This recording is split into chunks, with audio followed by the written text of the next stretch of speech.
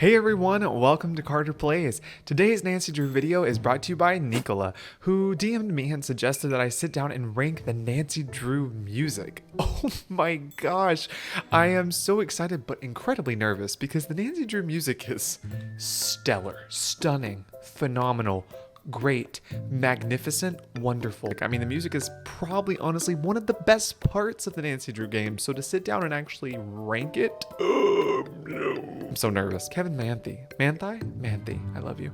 Him, Thomas Rain, Ryan Ricks, geniuses. I mean, how do you not want to get down to any of the Nancy Drew tracks? I will take on your challenge, Nichola, and since it's Mystery Month, it's great to talk about my favorite detective, Nancy Drew. So why don't we hop into ranking the soundtracks from the Nancy Drew games?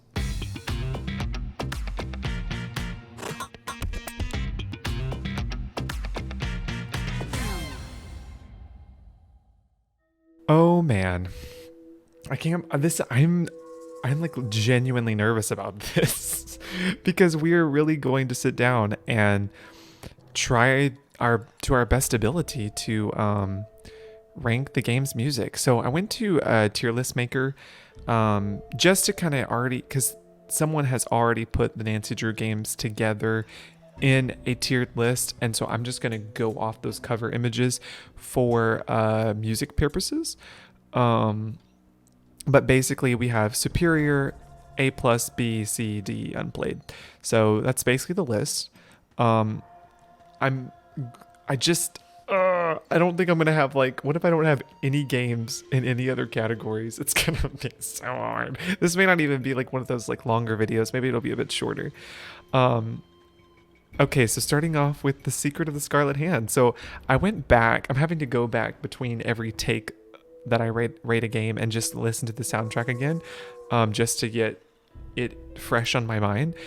I went back to The Secret of the Scarlet Hand, and I'm going through each video that's on a playlist on YouTube, listening to it, breaking it down in my head, and I'm going to hopefully play the music along with each game. But The Secret of Scarlet Hand, the first thing I thought when I was listening to it, I was like, oh, this soundtrack is so underrated. And when I get to the last video, sure enough, there's barely any comments on these videos. There is a comment that says, this game's track so underrated. And I'm like, yes, that's so true.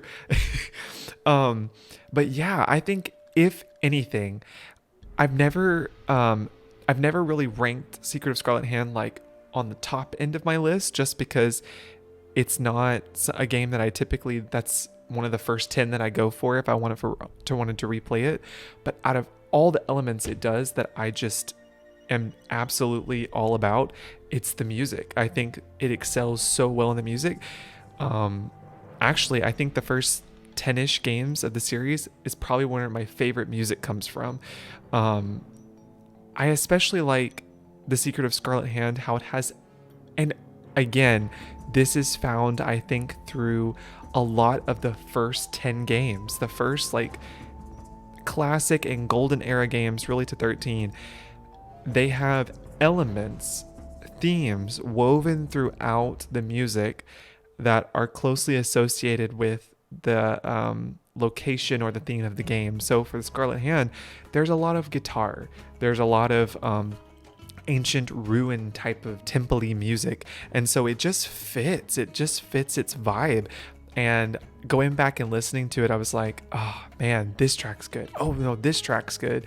There wasn't one track that really I didn't vibe with. It was all so good. And particularly what I love about the early games, I'm going to put it in the superior category. What I really love about the earlier games is that they have what's called a discovery track. There's Discovery A and Discovery B. So when Nancy in the earlier games would make a discovery of some sort that was very important to the mystery, you would have a special track that would play about 15 to 30 seconds in the earlier games, and it was wonderful. It was very encouraging as a player because you felt like, oh yes, I must be getting closer to solving the case, because you would get more discovery track sounds. So I found that with this one, I love the discovery soundtrack in this one, particularly it's so good. Some of my favorite tracks that I saw in this one was Town. I loved Town. It was so good. Actually, I remember on my Instagram page on the Nancy Drew Times, I had a series where I shared some of my favorite tracks from this, different games. I remember sharing this track, and a commenter, I believe his name was Zach, he shared and said that he felt like Town was like going to the airport at 4 or 5 in the morning kind of track. And I was like, that is the most accurate thing I've ever heard. And it does kind of sound like that. Like Nancy's waking up, like her alarm clock is going off at 5 a.m. in the hotel, just waking up to go unlock the museum. But yeah, just really great vibes. Can't complain. Superior Secret of the Scarlet Hand. Ooh, okay. The secrets can kill. Okay, so I'm not gonna lie, I really thought, I was like, no way, I will not rank any of the game soundtracks anywhere below Superior or A, but I stand corrected. So I went back to go re-listen to the soundtrack of Secrets Can Kill, and I was not as, not as linked, or not, what is the word I'm thinking of? I wasn't as attached. Yes, I wasn't as attached to this soundtrack as I am to other games. That could be because it's one of the earlier games, and so the tracks on this one are like maybe 30-second loops, and they just loop and loop and loop and loop, whereas the other games have longer tracks. It is not a game where there's a strong theme. So like, for example, let's just compare it to the first one we've already done. Secret of the Scarlet Hand has a more like ancient ruiny, temple-y type of vibe to it, where you can hear elements of that. It also, where you can hear that threaded throughout the music. With Secrets Can Kill, there's no strong theme there. It's set in a high school in Florida, so there's really not a whole lot of elements that can be used. So what I appreciate about the tracks in this one is that it's very sleuthy, very mysterious kind of tracks.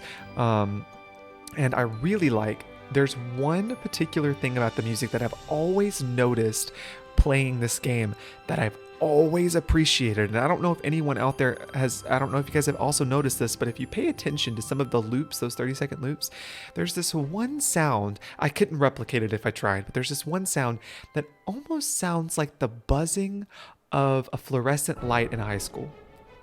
It just constantly buzzes at first, and then it rolls into the actual music. And I have always been really taken aback and impressed by that level of artmanship, because you really have to think, okay, high school, what things do we hear? What sounds do we hear? And to hear stuff like a fluorescent light, it really puts you into the setting. So I think in terms of the music, that has to be my favorite tracks. I love when you're roaming the halls of Secrets Can Kill and you hear that sleuthy music. You feel on edge. You feel like there's questions that need to be asked, things that need to be uncovered. So I love that. It actually doesn't have any discovery tracks in this, which does make me sad, because I love those when they add them to the game. But other than those 2 or 3 couple of tracks, the rest of the tracks are actually just jukebox sounds.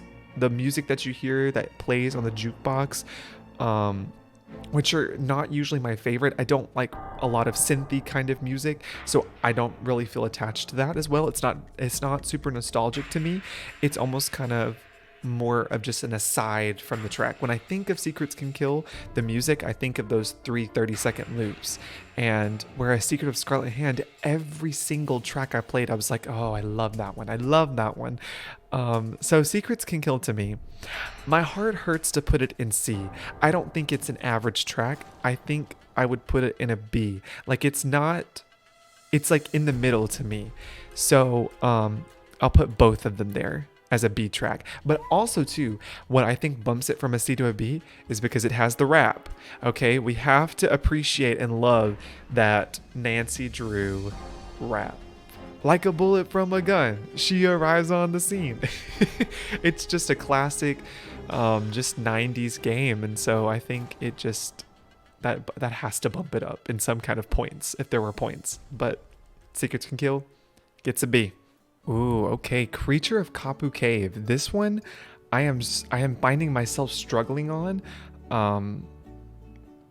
I actually don't think it's another superior track. I think I go back and listen to Creature of Kapu Cave. I definitely had some favorites in there, and I definitely had some that I was like, it's all right, but it's not my favorite.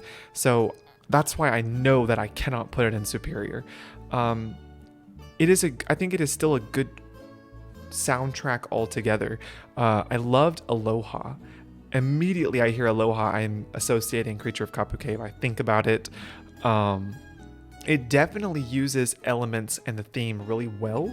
So I am glad that it does that, because I think you definitely want to feel a sense of jungle. You want to feel a sense of relaxation and beach, beads and chimes. And so I think that it does excel in incorporating island and jungle thematics into the tracks. I will say I am not a big fan of the tracks that have like the voices in the background. So when you hear some of the more danger tracks that have the chanting in the background, I don't necessarily like those. And I also don't think it really fits the game vibe very well. Mostly because I kind of get a little distracted by it. So when I have something that's stressful that's happening in a game that's really dangerous, I don't like to get too distracted by like the background of it. So the background can be, the chanting is like, and I kind of get a little focused on that, and I'm like, when I should be feeling more stressed out than I should be focusing on something in the background. So for me, that doesn't vibe with me as much as, say, a superior soundtrack. So Creature of Kapu Cave, it definitely has more tracks that I like than Secrets Can Kill. So I think I would give it like an A. Like, it's a great track as far as what it's going for, the themes. It has some really good ones in there, but it's not the best of the tracks that I think we'll hear. So that's my take. That's my take on Creature of Kapu Cave. Boop. Okay, so I came back really quick because I'm already changing my list. See, this is why I struggle so much with these, because I make changes. And who knows, maybe we'll change it. Maybe we'll change it by the end of the video. Okay, I think I'm changing my mind. I think I'm actually going to lower the 2 rows from B to C and A to B. Okay, so here's the deal. Here's the reason why I'm doing this. So I thought about it more, and I was like, I gotta take this back. Like, the Secrets Can Kill, out of like 10 or 12 tracks, I only really appreciate 2 or 3 of them, and it can't deserve a B. I would say that's just more of an average track, and it doesn't use thematics, whereas the Creature of Kapu Cave uses thematics, has a little bit more distracting elements that I don't appreciate, and it's also not a go-to track that I go for, so I wouldn't give it an A either. So I think I have to change that on myself. This is really hard. Okay, moving on. So the Phantom of Venice. So I'm coming back after listening through the tracks of the soundtrack of this game, and I was a little surprised that I loved every track. There's not one track in this game that I'm not like, oh yeah, that's a great one. As far as, I guess, the way my brain is organizing and dividing this up, the theme knocks it out of the park. Okay, the theme is wonderful, and it is so closely associated with so many elements of the game.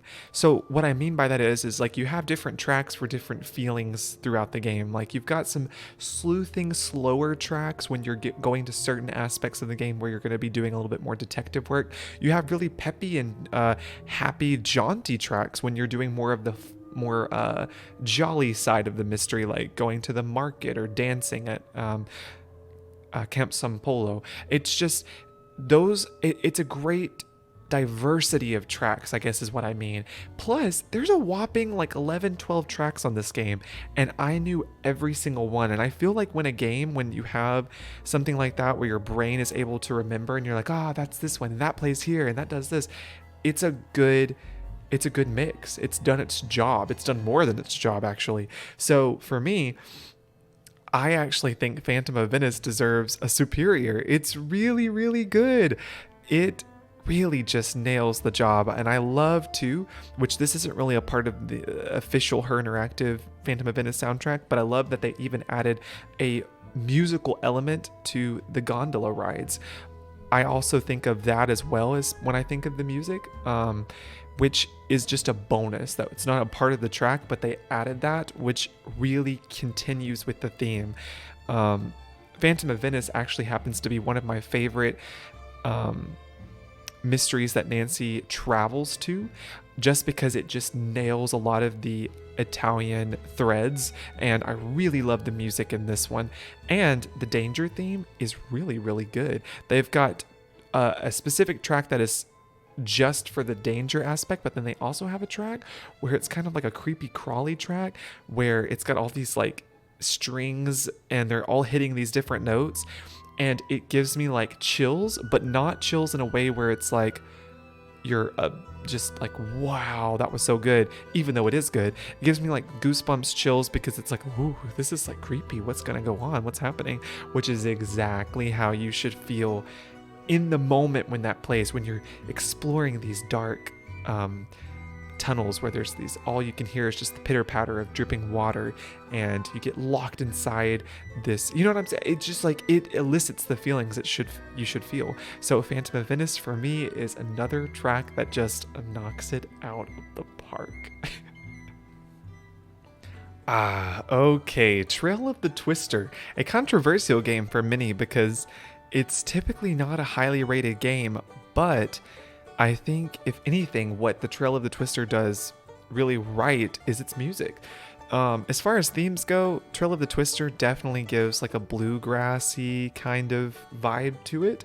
I especially noticed when I was listening to this soundtrack that I loved the titles of what things were called. So that's one thing that I also really appreciate, is that each track has its own specific title that is associated with something, like an element from that game, or maybe something from a scene where that specific track will play. And so I really appreciate that. And one of them is Plains, one of them is Lonely, one of them is Chase. So it really ties together a lot of like things they want you to think about when you're listening to the game. I don't really know this specific instrument. I'm sorry, I don't really know a whole lot of technical musical terms, but it sounds kind of like what I would think a banjo would sound like, from like bluegrass, that like high pitched kind of string instrument. Maybe it's not a banjo, but it has a lot of that threaded throughout, which is great because it gives you more of that small town, there's lots of fields kind of vibe, which I think is great for this game because it's what it is. It's definitely not something I would rank as a superior track, I think, because although it nails its thematic elements, it's not something that I typically just am like, oh, gotta listen to that track again. I will say that I love that this specific soundtrack is paired really well with weather. So rain sounds sound really good with the tracks from Trail of the Twister. But it's not one that I typically am like, oh, let me just go for it. Although it does have some of my favorite tracks on there. I know that's kind of confusing, but one of the tracks that I really appreciate off that specific game is Sleuth. I love that one. It always just puts me in like a good mood. And I think that is something that I can definitely say about this game's music, is that it always puts me in a good mood. That's actually one reason why I will replay this game. Although it may not be one of my favorites, what makes it even more replayable is its rain atmosphere paired with its really happy, jolly music. And I think that is something to be credited for, because not all games can do that. So I would say, if anything, it's an A soundtrack for me. Something that I think goes really well, but not something that my heart is just like leaping over. Like I'm like, oh, this is such a good soundtrack. Oh my goodness, I'm trying to be so fair and making sure that I'm voting for games differently than how I would vote for them based on my overall opinion. So far, I think I'm doing it, because I wouldn't rank Secret of the Scarlet Hand as a superior game, but I love its music. Treasure in the Royal Tower. I don't even barely have to talk about this, do I? Superior. Superior. It is so good. Going back and rewatching it now, not rewatching, re-listening to it all over again, the soundtrack, I am obsessed. I am just obsessed with it. It is some of the, I would say, entire game history's best work, this music, Treasure in the Royal Tower. The elements in which it combines like French aspect with warm, cozy feelings, because they want you to feel that while you're roaming around this castle. Even though castles should normally feel daft and cold and there's a snowstorm outside, they want you to feel this cozy, like waltzing around ancient history. So good. My brain hurts thinking about how good it is. So going back, some of my favorite tracks I really loved, actually, of course I love the really warm, cozy ones that you hear in the castle, but I actually really liked the dangerous ones. I loved the elevator and shaft soundtracks, because I noticed some elements that I had maybe never picked out before. But if you go back and you listen to these tracks, what struck me the most is that you could actually hear there's a little bit of like an echo on those particular tracks, almost what you would hear if you were in a shaft. And then there's also this low hum that kind of sounds like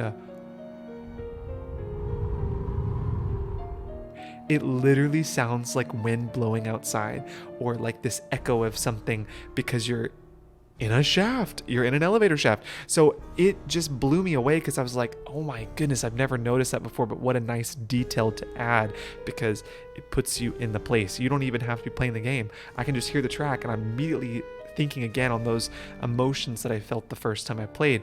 So excellent, great job, and I love it. Ooh. Warnings at Waverly Academy. Oh my goodness, man. Oh man. I know that this game is just loved so much, and people actually, they also love the music to this game as well. I think the game is great, and I do love the music. I remember when I recently replayed this one on my YouTube channel a few months ago, and I actually found myself wanting the music not to be there sometimes. And so I think when I'm playing a Nancy Drew game, or a game in general, I want the music to immerse me. I also want it to not distract me. And there were times where the violin or the cello would be playing, and it would just be like, oh my goodness, it's played so much that I need it to not right now. And actually, I don't know if I'm remembering this right. I think I am.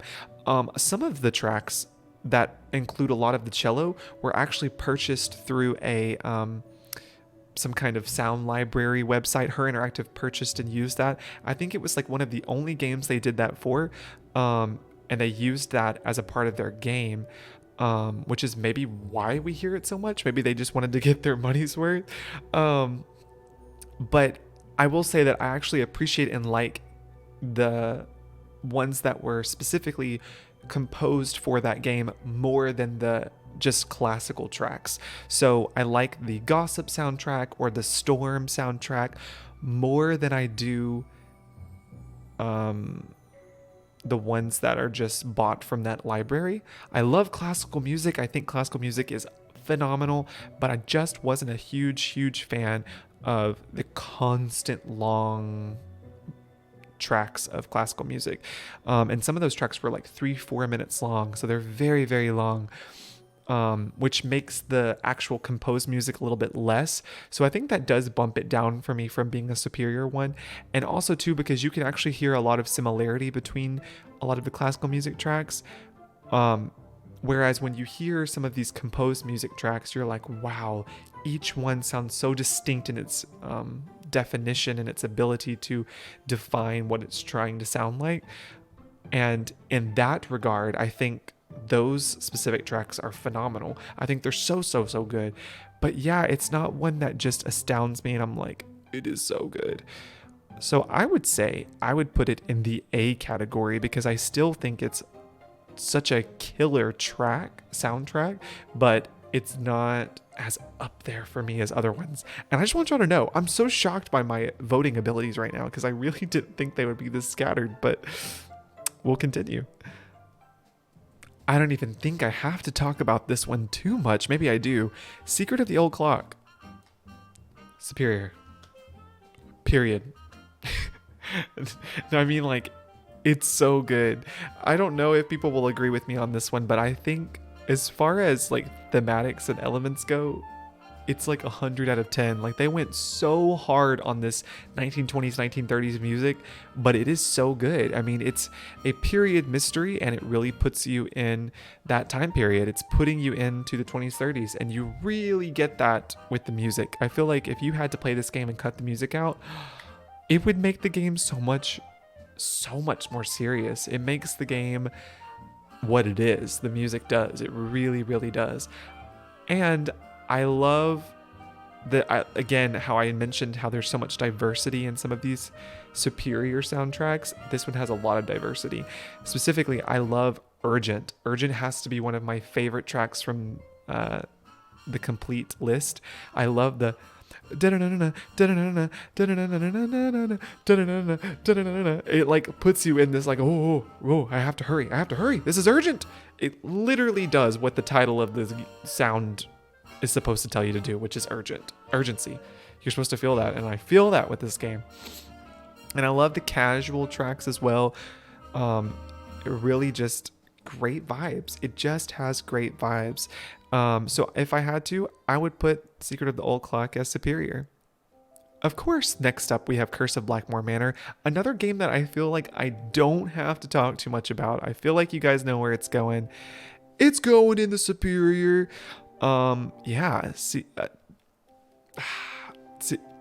It's so good. I mean, what more to say, right? Curse of Blackmore Manor, again, has wonderful elements threaded throughout. I love how much it goes back and forth between different elements.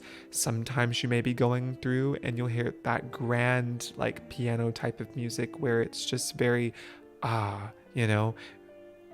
times you may get a little bit of some strings. It just depends on the vibe, but I love that it just fits. Everything fits and it comes together so nicely. The danger tracks are very creepy. They're very dark sounding, and I love that. And even though the music gives you a very grand feeling, you just get manor vibes. Like, the music is perfect for its location. It cannot be touched. It's so good. Particularly, I can't remember, what is that one track that it's called where it has the piano? That's usually one of my favorite tracks to use in videos.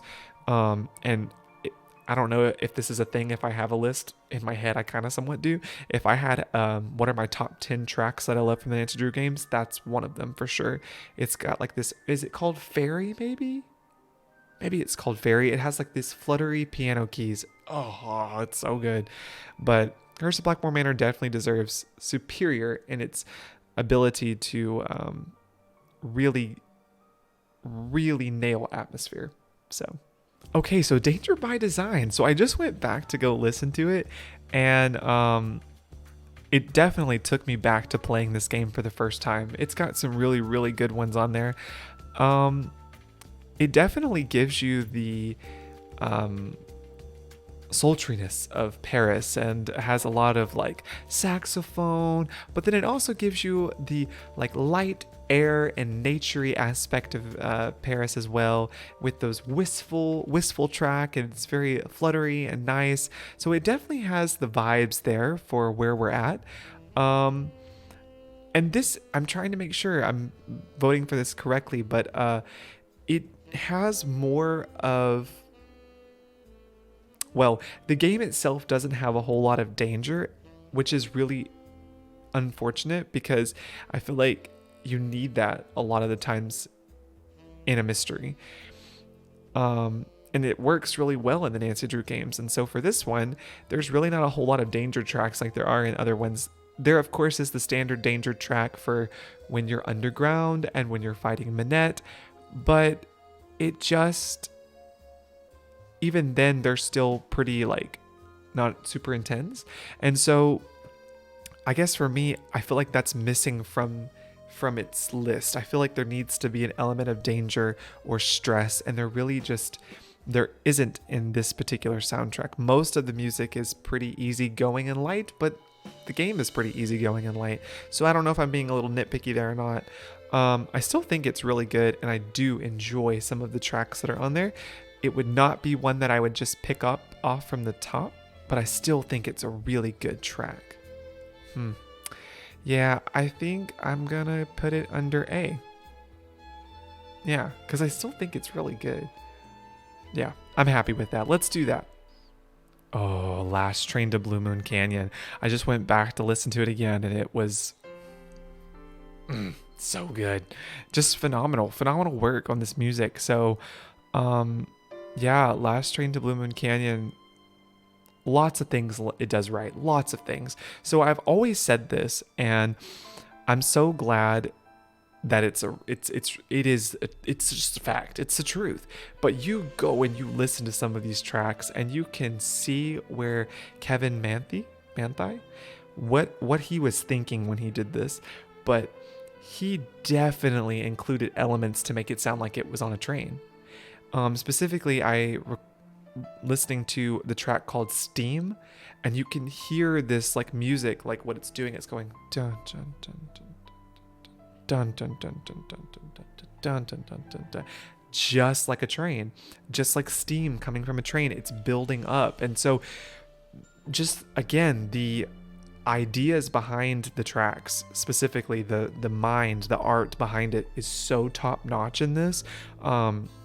I love how they tug a war between like some Western themes, some good like just Western themes, mixed with a little bit of like early 1900s like piano, and like you can feel Camille's spirit in the music. It just does a great job of that, and especially love. And I guess I should also point out a friend that I have met through the Nancy Drew community. Her name is Mina. She has an Instagram account, and this was something that I had just learned when she had shared it, but she also plays, I believe it's the cello, and she actually she plays with an orchestra, and she actually sat down and composed, put together an orchestral piece of Last Train to Blue Moon Canyon. And if I can find the video again, I'll link it below in the video. You guys got to watch it. The whole orchestra played multiple tracks from Last Train to Blue Moon Canyon, and they ended on that really, really big track. I think it's actually called Train, where it's like da da da da na na na na da na, like where it's really big, and it almost sounds something very soundtrack Disney like. And it was amazing, and I'm so glad that they ended on that one, because that's the really grand all-together piece that pulls the whole tracks together. And then another quick note, I also really enjoyed the track where Nancy's on the minecart and she's having to chase Lori. That was so good. That one's so like exciting. It's so exciting. It definitely gives you excitement when you listen to it, because you are feeling the rush, the adrenaline that you should feel, that Nancy is inside a minecart going up and down these hills, having to make sharp turns. It's just so well done. So Last Train to Blue Moon Canyon, superior. Okay, Nancy Drew, Legend of the Crystal Skull. I may be a bit biased because I'm actually from Louisiana, but phenomenal. I mean, it is so good. I went back and listened to all tracks, all of them again. And this one does a really good job of having a diverse list and group of songs. They definitely have a lot of the jazzy elements that you would hear of New Orleans, but they also have a lot of creepy, unsettling tracks, which I think is perfect for this game. And I also love that they included a lot of elements that work really well with rain. It rains a lot in Louisiana. It's very typical for the French Quarter in New Orleans to have jazzy music, even if it's raining. That's very common. And I loved the elements that they pulled in together with that music. So the Curio Shop soundtrack has that little, almost like a record player starting. It has the needle hitting the record and a little bit of that crackle of a record starting. It's so perfect because that just feels very cozy and old too. I feel like New Orleans music is very old. It has a lot of history because it's a lot of different culture mixing together, and it is perfectly exemplified in this soundtrack of music. They have a fewer tracks that are more upbeat and jaunty, like they have that bayou music, which is it has all these sounds. Love it. But then they also have the really creepy, like, cemetery and spooky vibes, which is so perfect for a game that's set at night all the time. So I think Legend of the Crystal Skull actually is a game that is superior in its music. I think it does a really good job in its themes, in its overall diversity, and giving you that atmosphere without even having to see anything. I just instantly am transported back to rainy French Quarter with Bess, and I hear this jazzy music playing. So it's just really, really good. Ooh, okay. One of the earlier games, Message in a Haunted Mansion. So Message in a Haunted Mansion, I think the first thing I thought when I listened to it was how much I loved the piano in it. I think out of all the games that use or utilize piano the most, this is the one, and I think it does it the best, in my opinion. It just really, and each track that mainly used the piano, each one was very different. So for me, this music, it really excels at its like creepy factor. It definitely has a lot of tracks, especially the dark tracks, like the dangery tracks.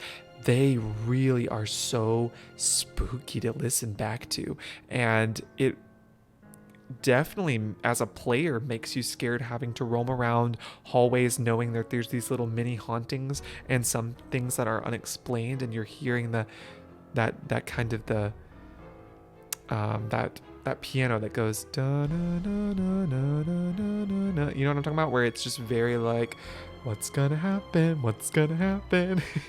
it's so creepy. So it just does the job right, I think, to give like this spooky mansion. Also love that it did thread in some different elements in there as well. So like for Nancy's room, which has a Chinese decoration and a Chinese element, the music reflected that. So there is a track that reflects that style of music. And so I like how Kevin Manthei actually explored and experimented a little bit there with different elements. I believe I watched an interview of Kevin Manthei with Hugh. Actually, Hugh did an interview with him, and I think I'm remembering this right, because this was a couple years back, I think. But he actually composed and wrote the entire soundtrack for this game in one day, which is quite impressive to have 10 tracks, and they be quite diverse. There's a couple tracks that sound pretty similar, but altogether, it's up there in quality with a lot of the other games where he didn't take and write it in one day. So I am quite blown away, actually, because I think Haunted Mansion, when I think of the Haunted Mansion music, I think iconic. It's just iconic to the game. So I would have to rank it up in the superior category. Okay, so the Shattered Medallion. So I'm having mixed feelings on this one because it was not something... okay, where to begin? So going through all the tracks, I didn't feel any really super strong associations with any particular track. I didn't really recognize them by heart very well.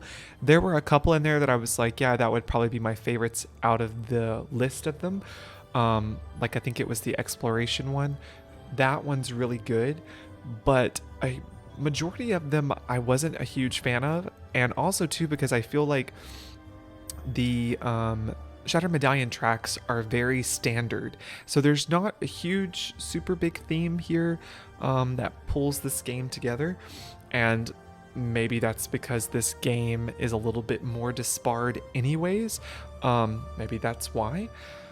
But yeah, I didn't really feel super excited about the tracks that I was listening to, and they just felt pretty generic to me overall. So I would say out of it, I probably had a couple, two-ish, three maybe that I liked. Yeah, and then the tracks that I felt like were supposed to elicit some kind of something, there was a track called Unsettled, I think. Yeah, I didn't really feel unsettled by it. It felt pretty generic sounding, like another track that I had listened to. And then Underwater. At the beginnings of it, I could definitely see how maybe it was a little bit of like, ooh, exploring underwater, but then it kind of faded away and I lost the magic of it, and I just didn't get that association that I feel like I should feel.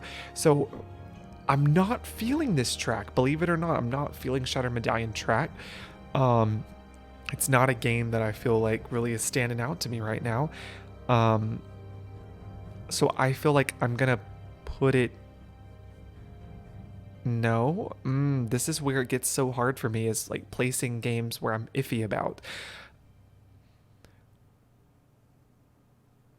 Okay, let me think. Okay, Shattered Medallion.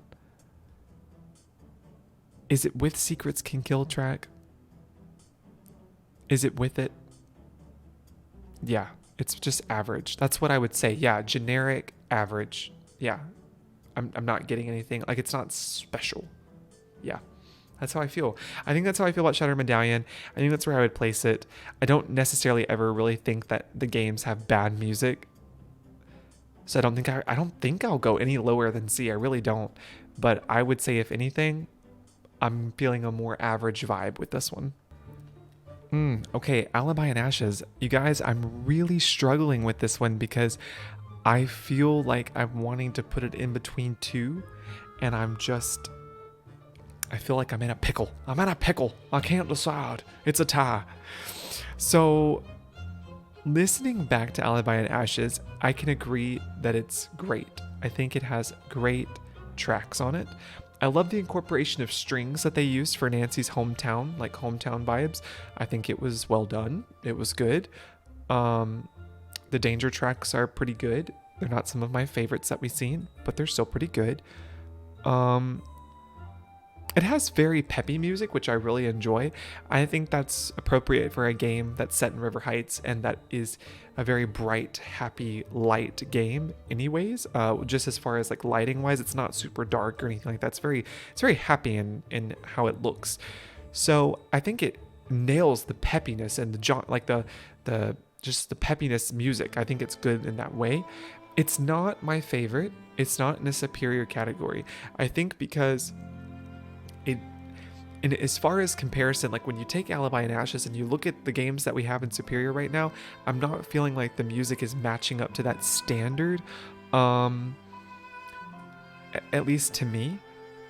But what I'm struggling with is, where do I want to place it between A or B? Oh my goodness, and this is what's so hard. Like, I think it's really great music, but what's holding me back is what I can't figure out. I seem to associate stronger themed music to be better. I feel like I'm finding a pattern like that in my voting, but I still think it's really good music. I think it's good music. Okay, I just went back to listen to it again because, you guys, I'm so struggling on this one. I guess what I would have to say, if I had to say one, is that Alibi and Ashes gives me more theme than I think I'm giving it credit for. Going back and listening to it again for the second time, there was a track called News, and it's the one where the violin goes dun, dun, dun, dun, dun, dun, dun, dun, right? And I like how that's almost like a news flash, like news alert, news alert. Dun, dun, dun, dun, dun. Does that make sense? I think that's good theme. And there's also a track called Police, and it has a more like sleuthy kind of detective-y noir music, and I like that they used that as well. I like that Nancy's home track has piano, because there's that grand piano in the living room. So actually I have to give it more credit, I think, than what I'm giving it for. I don't think I would have matched it down here with Creature of Kapu Cave. I still think it's a solid track. It's just not one I would have picked up and been like, ooh, let me listen to the Alibi and Ashes soundtrack. It's not up there for me as much as some of these other ones are. So that's where I'd put it. Oh my goodness gracious. Danger on Deception Island is my favorite game, and I am just biased in every way, but I think it just is so good in almost every element.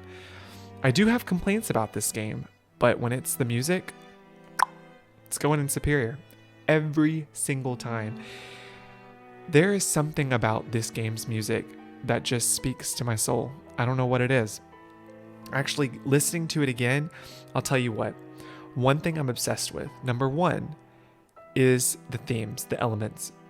Kevin Manthei, he used so many elements in one soundtrack. Actually, I would probably argue that out of every soundtrack, this one has the most elemental pieces or parts that make and match to the game so much. So for example, some of these tracks you can listen to some of the brassier horn instruments, and you can almost hear what sounds like a foghorn, or you can hear the peppiness of some of the instruments in the background that sound like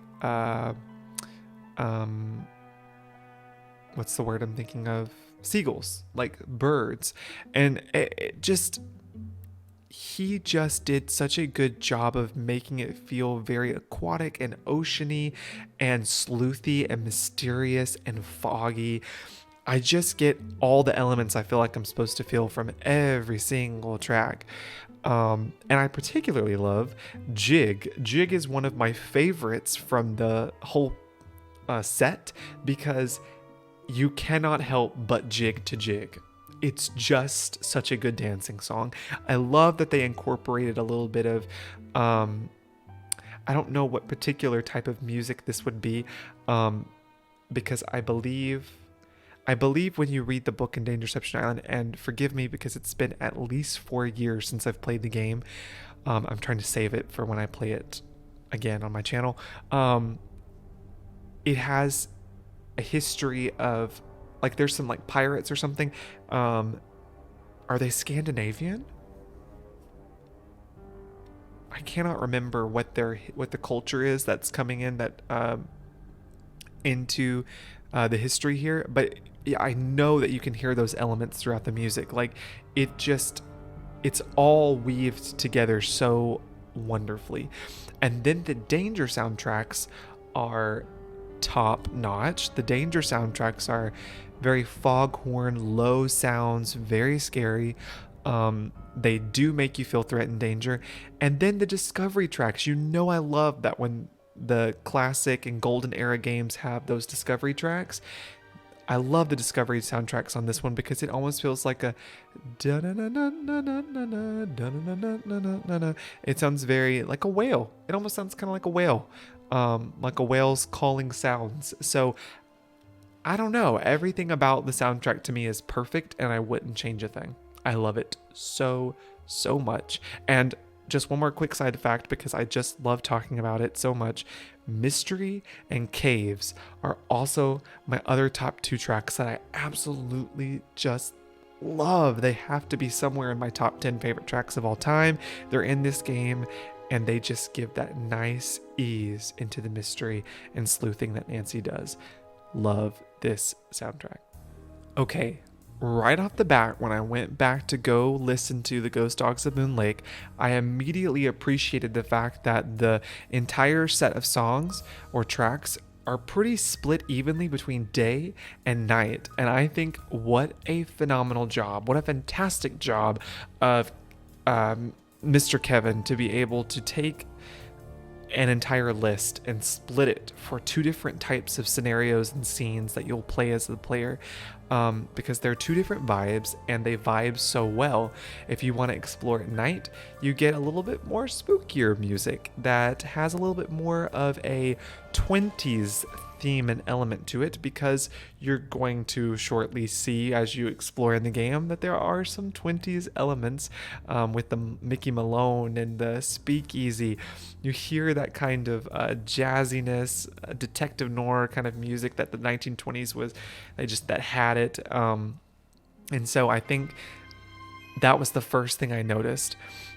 But the game does really well with the elements that it's provided. It incorporates a little bit of 20s. It does the day and night, but it also has really good danger soundtracks as well. Particularly the ones that I loved the most. I can't remember what the track was called, but the one that plays when the dogs attack the house for the first time when you just start the game, and it sounds very fluttery, like nope, there's no way I'm gonna be able to replicate that sound. It's just too good. But it has this fluttery, like, just creepy element to it, and it's so just spine chilling. You just feel threat, you feel danger. So because it's a game that I think is maybe classified as one of the more spookier games, or one of the first games that started to take a more spookier spin on things, it did a really good job capturing those elements through its music. So Ghost Dogs of Moon Lake is another game that I think ranks in the superior category. It just does such a good job. Ghost of Thornton Hall. This one's really difficult for me because going back and going through the entirety of the track, it doesn't offer a lot of relief to players. It's pretty steady in the fact that it is going to be just dark. The whole soundtrack is mostly just dark ambience and dark just tracks. I think the only one that is a little bit more elevated is the track that's called Past with the piano, and even that one is still a little bit more, it's just sad, which is not music that I would typically click or go for, but that's not what I'm voting on here. I'm trying to vote on just the overall goodness of the music. As I've stated before with other tracks, I don't typically like to go for music that has like background voices. I find it very distracting from what I'm focusing on. So if I hear like voices, like going back on those tracks on Ghost of Thornton Hall, there was like some like random like people just awing in the background, like that. Yeah, and I find that very distracting. So I would say that I don't like that as much. As far as the danger side of stuff, like the stings and the just the cymbals that you hear in those elements, I think it does a really good job. It's obviously very scary, very spooky, but it's not a track that I'm just like, oh yeah, Ghost of Thornton Hall is just a masterpiece of a track. I just think it's so good. I think to me, what its saving track would be is it Memories? Maybe it's Past or Memories. I can't remember which one it is, but that with the piano, that's the one I think that just, it does so well. I do like the Charlotte's Rhyme, the ladybug.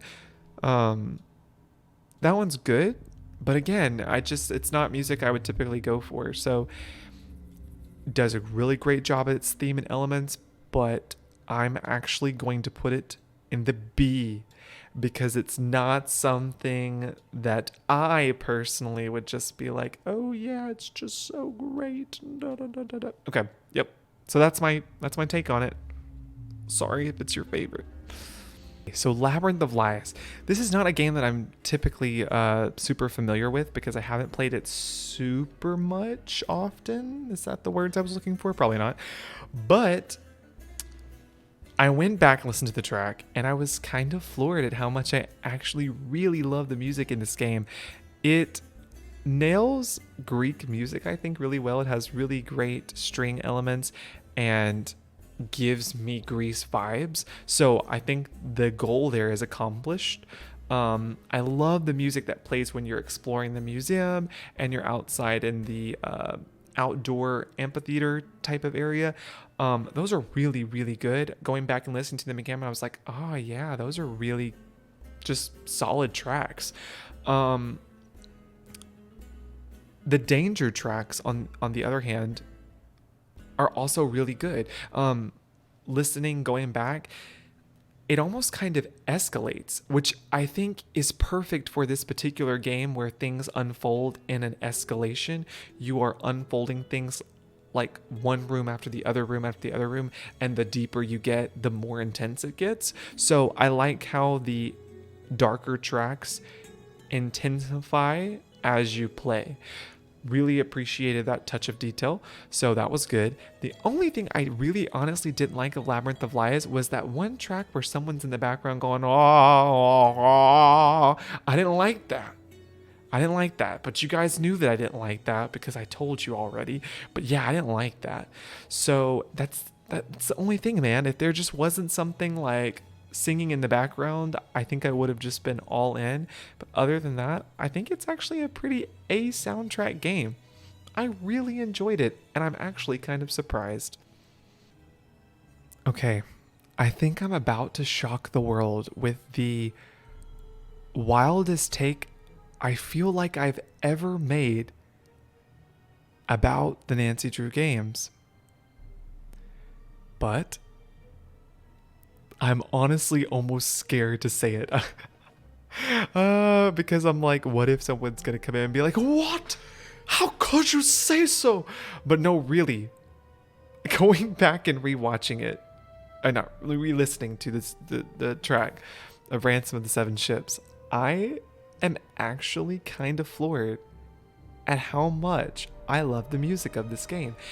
I know it's a hot take. I know it's not everyone's favorite. But I think it's really good.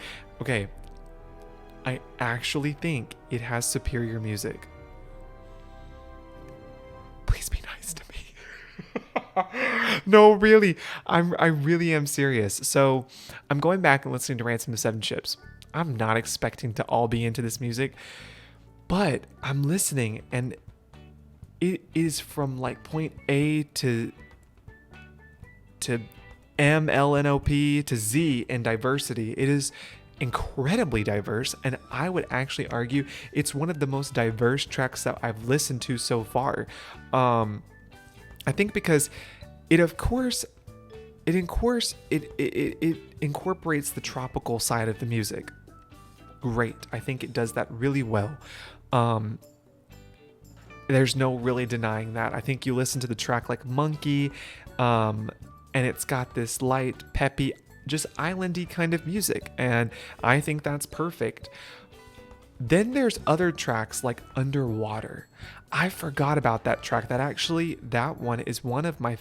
There's two tracks that are my favorites from this particular game. That's one of them because it 110% nails what I would imagine being underwater is like. It has these sounds where it almost feels like a high pitch, something is grating against something else. And when I think of being underwater, I think of metal rubbing against each other, like a ship rubbing against rock or something like that. I don't know why I can hear that high pitched, because your ears, there's a lot of pressure. I don't know. I hear that. I hear that in that track. And there's also a very subtle, low kind of hum and danger to it because Nancy is swimming underwater and there are sharks. And I think that adds a little bit of threat to it as well. And then there's the danger track, which is, of course, it is actually scary. I also appreciate the Toro soundtrack where there's a lot of guitar. And I love that because in my brain, in my mind, I picture hundreds of years ago when Toro and pirates were on this island and there was, lots of danger. And I don't know, I think of some kind of just Spanish guitar being played by people that are arriving by ship that have sailed from other places. I don't know why, I just think of that. So I love that they incorporated that. And I was shocked by this. I didn't realize that this game also has a discovery track, which you guys know I love. And I remember now, it's every time you discover something when you're sailing out in the water, you find a bottle, it plays that discovery music. Which, not to mention the discovery and the sailing specific track is very adventuresome. It really does feel like you are embarking on this journey on a ship in the middle of the ocean. So I was really shocked to learn that this particular game does really great in achieving its theme. And I actually agree that it is a superior soundtrack. There are no complaints for me. I think it's really, really good. So yeah, Ransom of the Seven Ships, you surprised me with that one. Ooh, okay, Sea of Darkness. Oh man, going back and re-listening to the soundtrack for a game that I've only played twice, by the way. Wow, the music is so beautiful in this game. And that I just feel like is fact. I feel like we cannot deny the fact that the game just has beautiful music. I love that it incorporates a lot of cold elements. So it has these like bells and chimes that sound very like snow and ice. And I love that. And then of course they have very just low tone rooted like Icelandic music. It feels very appropriate for the location and period that we are studying and reading about. And I love that that's incorporated into it. There was a track where there are those like chanting voices where it's like, I think it's called Rebuilding, and there are the oh, and I, again, you know, I'm not a fan of those, but I'm not gonna lie, I actually did appreciate that track because I think it's very fitting, particularly to the theme. I know I didn't like Creature of Kapu Cave or Ghost of Thornton Hall doing it, but for whatever reason, I found those two to be more distracting than I did this one. And maybe because with Creature of Kapu Cave and Ghost of Thornton Hall, I feel like the background voices play a bit more often than it does in Sea of Darkness, if I'm remembering correctly.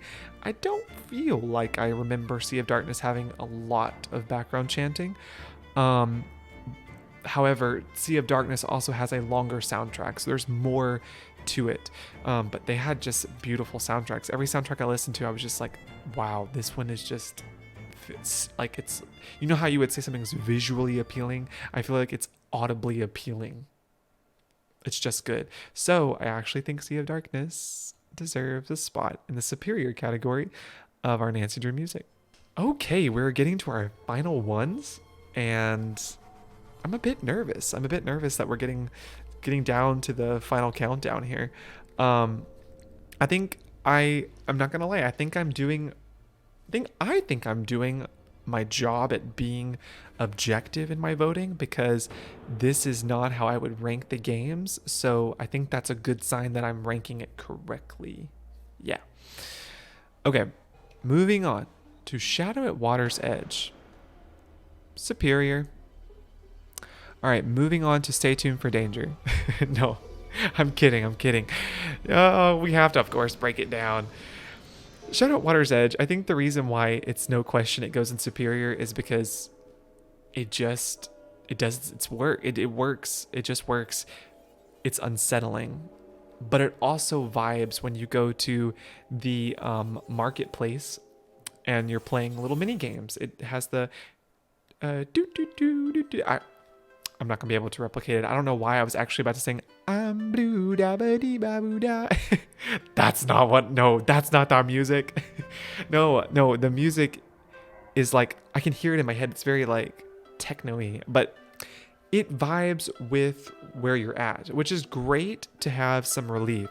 Like, at least they give us some relief from the unsettling Ryokan music.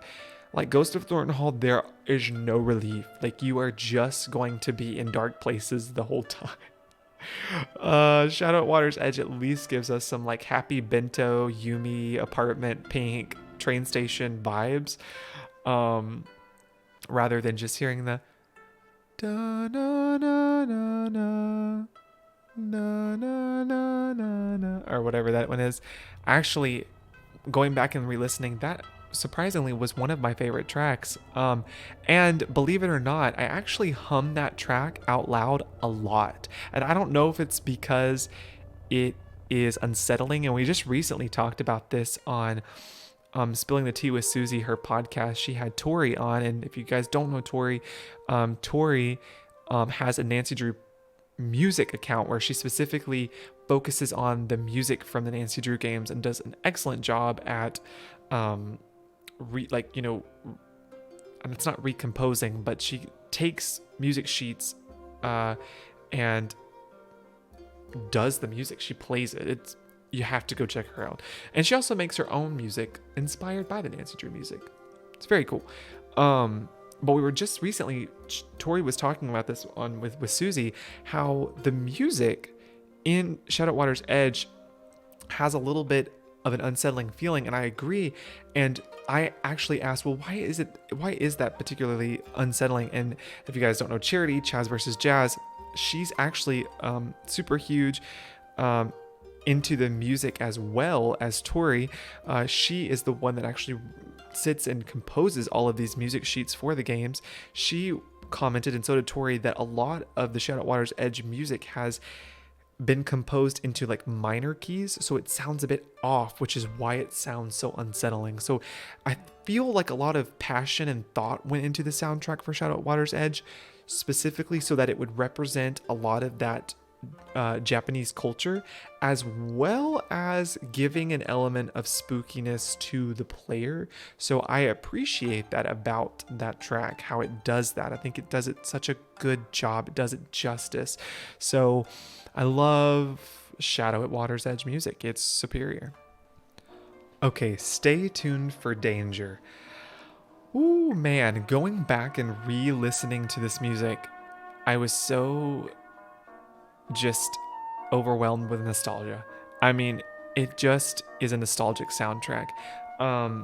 Similarly, actually, to Ghost Dogs of Moon Lake, I found that this track is pretty split evenly with day music and night music, which I really appreciate because it gives you two different ambiances and two different vibes, and it matches what you were sleuthing and doing. So you have the nice happy day music, like the lobby during the day where it's just like pure elevator lobby music. It's amazing. And then you have the nighttime music, which is the more sleuthier kind of detective music, and they both excel at what they're supposed to do, and I love that. So I think Stay Tuned for Danger really excels in its theme, really excels in that split difference and of just being diverse in its day and night music. But I think what it does the absolute best, I think it has one of the best Danger tracks out of all the games. That very ending with the culprit running at you, and it's got that that just so intense music, and you can feel just the stress, the worry, that I gotta hurry and get out of this dangerous situation. You feel that through the music. So I think that Stay Tuned for Danger is another one of those games that just has superior music. It's just so good. So good. Okay, so Captive Curse. Yeah, so the sounds for this one are very waltzy, very orchestra. And I think that's very fitting, and it gives a lot of rich history to the game just by its music alone. And I like that. I think it's linked very well to what I would want to feel exploring this beautiful castle in Germany. It has very good Danger tracks, actually. Going back listening to the danger tracks, I forgot how intense they are. They're so intense. They're like loud, blaring, just in your face danger. And that is good, I think. I think that's a good aspect of the Captive Curse soundtrack. I think it actually hits all of its elements. If anything, I would say it's not superior. In my opinion, it's not a game that just matches the quality of a superior soundtrack to me. And I don't know if I have a super solid reason why. I just feel it in my heart. I do. I feel it in my gut. And I feel like I should listen to it because it's what my body's telling me. And if my body's telling me, I should listen. You know, what they said in school, you do not change your first answer. You go with your first answer. It's my first answer. Captive Curse is an A soundtrack game. Yeah, it's an A soundtrack game. I wish I had a good reason. I don't know why, but that's what I'm going with. Okay. The Deadly Device. Okay. The Deadly Device is so good in its themes. I know I had mentioned, I think I said it was, oh gosh, which one did I say that the elements were like the strongest in that game? I think it may have been Phantom of Venice or Secret of the Old Clock. It was one of those two, I feel like. Deadly Device is up there with them in its element representation, because you cannot listen to that soundtrack without thinking electric and science and lab. Like, those three words just come to your mind when you listen to the music, and that's literally what it's about. Electric, science, lab.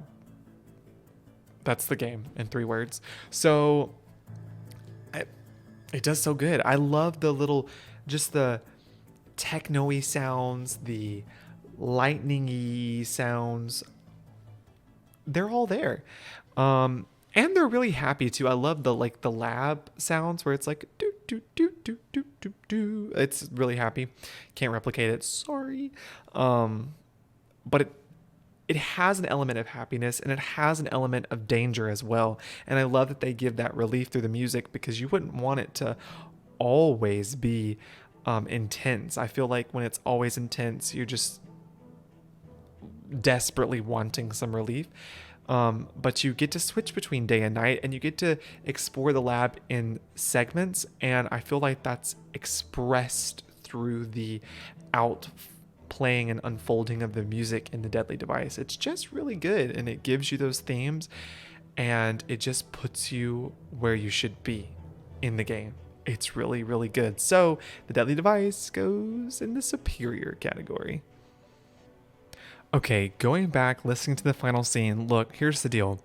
The final scene is not my favorite music. I would not be like, ooh, I'm going to listen to the final scene today, because it's not music that I feel like you would listen to.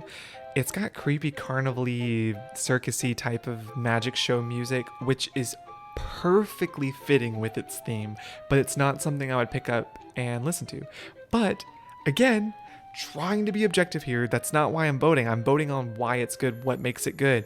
So going back and listening, the themes are just so good. Hearing that creepy circus-y music puts you in an unsettling mood the entire game. It just does. And the danger soundtracks in this game are on another level. They are loud, they are intense, they're in your face. They are also really good at there's one danger track, I think it's actually at the end, right before the demolition. It actually increases in speed and gets faster and faster, and that is so good because it reminds you of like a timer, like 3, 2, like it's counting down, like you've got to hurry and get the out of there, get Maya out of there. So it does really good at those danger tracks as well. And other than the circusy kind of music, it has some detective-y 1920s sounding kind of music, which is also very fitting for the years where the auditorium and the theater would have been in its grand days. And I really love that they added that element to the music because it makes you feel like you are reminiscing as you walk through the halls of the theater, of the auditorium's heyday, when things weren't so cracked and old and dusty, but when things were bright and alive and there was a roaring crowd. So I love that they added that, and because of that, I think that the final scene deserves a spot at the top. It deserves a spot at the top. So good. The Haunted Carousel. So this game, of course, certainly, without a doubt, nails its theme. There's no denying that. I mean, you're literally at a carnival. You should hear jaunty, carnival-y music. And you do. You hear those brassy horns and just what you would hear, I guess, at a fair, at a carnival. Yeah. So it has those elements for sure. I think that gives it a sort of creepy level, and I'm kind of glad because the game certainly doesn't have many spaces that are spooky other than the parts where you're exploring the ride itself, where it's kind of dark inside the equipment rooms and all you can hear is the wind and a little bit of ruckus down below and you don't know what it is. I think that is certainly good. Again, this is not a game that I would just be like, I'm going to listen to the Haunted Carousel because it's just music I wouldn't normally want to listen to. But because of what it does, it has to go in Superior again. And I think it's quite easy and common to associate a lot of the earlier classic and golden era games to be at the top. Their music was just their music, the game, everything was always so top notch. But yeah, it's just got really, really good music and really good discovery music too. I enjoyed the discovery tracks on the Haunted Carousel. I remember finding certain clues and hearing the discovery tracks and listening to them again tonight. Nostalgia just put me right back in the place of solving the mystery as Nancy. So it definitely has good association to the game. Oh man, The Haunting of Castle Malloy is another one where the music is so spot on. The music is so Irish and it's just perfect. It's perfect vibes. It's not particularly happy music. And it's not necessarily sad either.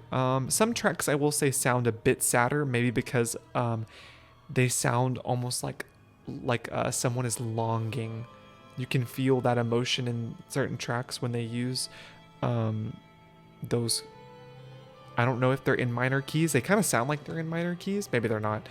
But I love that they also incorporated like sounds of a banshee and wailing throughout certain pieces too, because it just fits with the mystery. And despite already hearing the banshee, it's cool to see that incorporated through the music itself as well. So you're constantly just exploring this half blown up castle and the grounds, and you're feeling music that feels very ancient and attached to its to the Fiona. And I love that. I think that's kind of really a beautiful arc in the music itself. And they do have some really good unsettling tracks where they've got these creepy kind of stringy noises that play in the background while you're exploring places that are kind of dark and run down. And that's really good. I think it gives a good vibe to those creepy elements of the game. So I actually really enjoy The Haunting of Castle Malloy, and I think it has really, really good associated thematic music. So I'm putting it in the superior category. This one doesn't even have to be a question, does it? Does it? The Secret of Shadow Ranch. I'm just going to automatically put it in superior. Boop. Okay, The Secret of Shadow Ranch. I don't even have to listen to that soundtrack. I just know. It is so good with the Western themes. I mean, it just is. It has really good music, and I love, just aside, I specifically love that this particular set list names each track very carefully. I like that there is a track for Dirk and there is a track for Francis, because that's the whole point of the story. It's like this love story. So I love that they have their own music, their own tracks, their own vibes. I love that.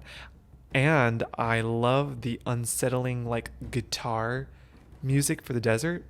That's not an instrument. Like, the electric guitar is not an instrument I would have pinned or expected in this game, but tell me why it works so well. You're out in the middle of nowhere and all of a sudden you're just hearing this blaring electric guitar. It just sounds so right. It just sounds so right. And other than that, the music that you hear on the farm and the ranch is so perfect. It's the perfect amount of jolly and peppy and just really westerny. It just works. It makes you think of Shadow Ranch. It makes you want to take Texas Quiz and go riding out and doing the chores. It works. It really, really works. So for me, that's an obvious answer that Secret of Shadow Ranch goes in the superior category. Okay, so the Silent Spy.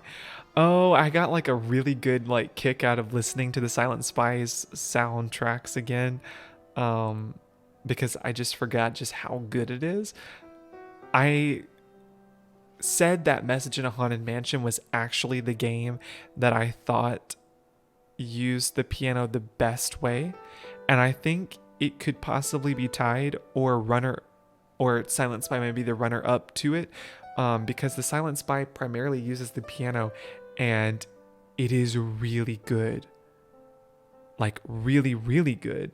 And I don't know.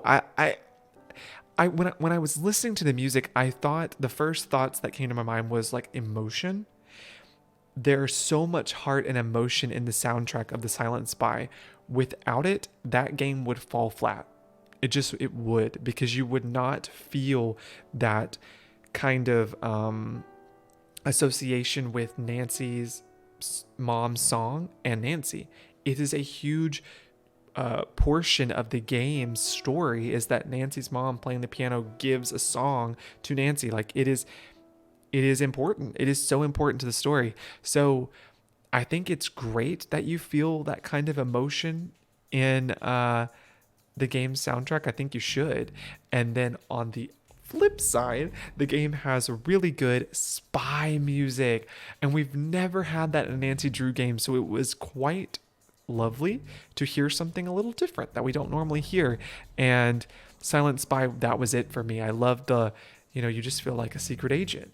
I can't remember exactly when the track is used for the first time. I don't know if it's when Nancy ziplines across the building, or if it's, I think maybe when Nancy like sees the desk at the hideout location unfold for the first time, or any kind of super spy thing, that specific track plays, and it's like, oh, I remember playing it, and every time something like that would happen, I'd be like, yeah, that's so cool. I want to be a secret spy. I want to be a spy kids for life, but yeah, I think Silent Spy, it deserves a spot in the superior category.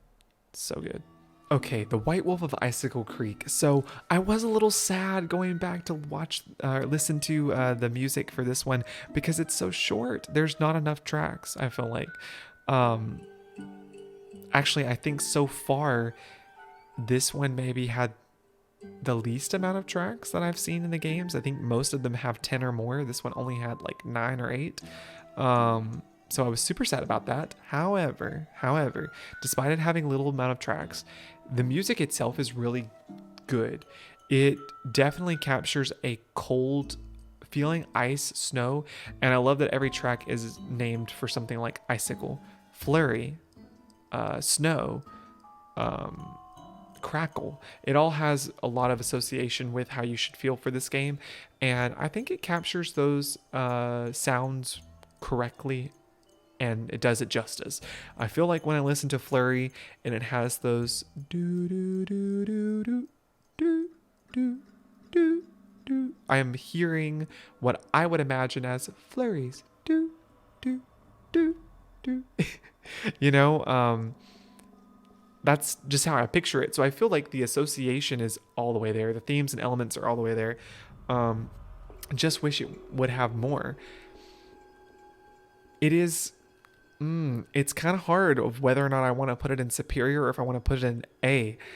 I don't feel like I have any complaints, which is why I feel like it should go in superior, because I don't have any complaints.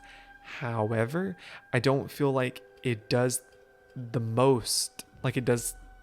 I don't feel like it's on the same level as some of those other superior ones. So I would just say I'm going to put it in A, because it's still a really good track, but those other ones are just like knocking it out of the park. So good. So I'm going to put it in track. I'm going to put the track for the White Wolf at Ice Creek in A. This one's also really challenging for me because I've never really been a huge fan of this game. So I definitely want to judge its music properly. Going back and listening to the soundtrack again, I do think it has a very beautiful put together track. I think they composed it with the themes in mind, and you cannot deny that, you feel Egyptian influence in the music for sure. 100%. It's just not a soundtrack where I'm like, ooh, this is all sounds very diverse from another. And I don't really necessarily feel like it has particularly good danger soundtracks as either. But I still think it does a really good job at its music. I would probably just put it up in A with the other ones. Like, it's still got very good themed music, but it's not something that I would typically go for. Don't think it does as good of a job as superior music. And that could just be with its theme, I don't know. That's just me. I do think that it had, like I look at things like Creature of Copper Cave and Ghost of Thornton Hall, and I look at its soundtrack and I think it has more to its soundtrack than Ghost of Thornton Hall does. So yeah, it has, well, yeah, no, it has good music, but when I'm looking at what I have here, I at least love that more, so I'm gonna put it in B. Yeah, I think that's better for me as far as my taste, because this music I can get down with more than I can with this music versus this music. I feel like that's a better step in my opinion. Yeah, it just doesn't, although it maybe it meets its themes, it does lack a little bit in the danger soundtracks. It does lack a little bit in its diversity, and it's just not sounds of music that I would just be like, oh, I'm going to listen to Tomb of the Lost Queen, So that's the only reason why I wouldn't put it with my other ones in A, because I do still love those tracks. Okay, we've come down to the final one, Midnight in Salem. And yet again, here I am struggling with this one. The first thing that I noticed with the Midnight in Salem soundtrack when I was listening to it is that the tracks themselves, for whatever reason, they are at least twice, if not triple, as long as some of the other Nancy Drew soundtracks. Most of the Nancy Drew soundtracks last about 50-something seconds, whereas Midnight in Salem tracks last anywhere between 2 to 3 minutes. And there were many more tracks, almost double as much as a normal Nancy Drew game. And for some reason, even though there was more in length and quantity, I still felt like I was listening to tracks that repeated themselves a lot. And that just may be because it has this same, every track to me has this same like padding in the background. I hear like this padding that's like tucked away, but it's always still constantly there. And I don't know if that's supposed to help keep the game feel like synonymous no matter what like location you go to. When the tracks change, they still sound similar, but something about that makes the tracks feel less exciting because it almost sounds like I'm listening to the same thing over and over again. There were some tracks that were different, but a lot of the tracks generally kept that same padding. And I do remember when I played that game, I did feel like I was like, oh my gosh, this music is repeating so much. Whereas maybe the games prior to Midnight in Salem, the tracks were different enough that when they did switch, it was enough that it felt fresh. Whereas I don't feel that with Midnight in Salem. I will say the tracks that are in Midnight in Salem are really good. I do like them. I like the sleuthing ones. I like the vibes that they have. They're good. I just think they're not as fresh as the ones we've had. So I don't think I'd put it in A or superior. I think I would say that Midnight in Salem is like a B soundtrack to me. It's not one that I would first go for.